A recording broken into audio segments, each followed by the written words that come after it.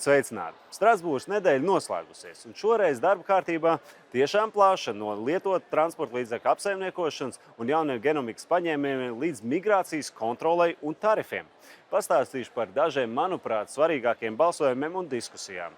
Sāksim jau ar migrāciju. Ar 418 balsīm par Eiropas parlaments tikko nobalsoja par jaunu imigrantu atgriešanas regulējumu.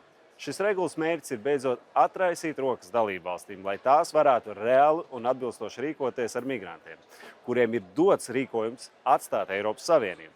Jaunie noteikumi paredz stingrāku pienākumu migrantiem sadarboties ar iestādēm, iespējams migrants aizturēt līdz pat 24 mēnešiem, kā arī atgriešanas centru veidošanu ārpus Eiropas Savienības robežām. Balsojums Eiropas parlamentā neiztika arī bez savas drāmas. Daļu no tiem 218, kas balsoja pret, uzskatīja par vajadzīgu dažādi mēģināt kavēt balsojumu, mēģinot pēdējā brīdī ar iebildumu procedūru noraut balsojumu un pēc balsojuma kauninot tos, kas regulu atbalsta.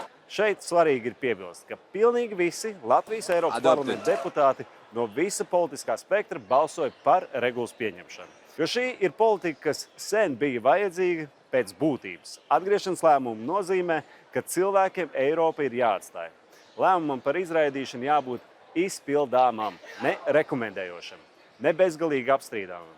Tiesības palikt Eiropā ir jāaizsargā tiem, kuriem tās pienākas. Vēl viens svarīgs jautājums – tirdzniecība. Viens no šīs nedēļas lielajiem jautājumiem bija Eiropas Savienības un ASV tirdzniecības vienošanās. Parlaments deva zaļo gaismu Eiropas Savienības un ASV tarifu vienošanās īstenošanai.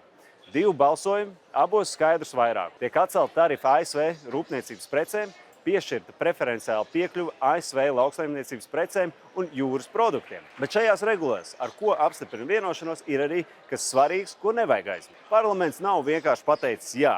Mēs esam iestrādājuši stingrus nosacījumus. ASV ir jāsaglabā 15% tarifu griezti lielākai daļai Eiropas Savienības preču. Tērauda un alumīnija tarifi jāsamazina līdz ne vairāk kā 15% līdz šī gada 31. decembrim. Ja tas nenotiek, komisija var automātiski apturēt šo vienošanos, bez jauna balsojuma. Visa vienošanās izbeidz 2029. gada beigās, ja puses nevienojas par pagarinājumu. Īsāk sakot, ASV tagad ir mājas darbs, un parlaments ir iestrādājis konkrētus starposma atskaites termiņus. Nākamais pārbaudījums būs decembris. Tirdzniecība starp demokrātijām ir loģiska un vajadzīga. Un ilgtermiņā jāvirzās uz kopīgu brīvās tirdzniecības zonu starp Eiropas Savienību un ASV ar nulles tarifiem un pēc iespējas mazāk tirdzniecības barjerām. No tā ieguvējumi būsim mēs pilnīgi visi. Un visbeidzot, par drošību. Pēdējās nedēļās pieauga incidentu skaits, kad Krievijas elektroniskās kara darbības rezultātā droni nonāk mūsu reģionu gaisa telpā. Rumānijā, Somijā, Baltijā, jā, un arī Latvijā. Tie nav nenozīmīgi incidenti. Tas, kāda ir mūsu reakcija uz šiem incidentiem, gan aizsardzības un drošības lēmumu pieņemšanā, gan mūsu starptautiskajā reakcijā, nosaka to, vai un cik ļoti Krievija šāds gājiens mēģinās vēl atkārtot. Vēstījumam jābūt nepārprotamam. NATO gaisa telpa nav poligons Krievijas provokācijām. To arī rezolūcijā nepārprotami paziņo Eiropas parlaments.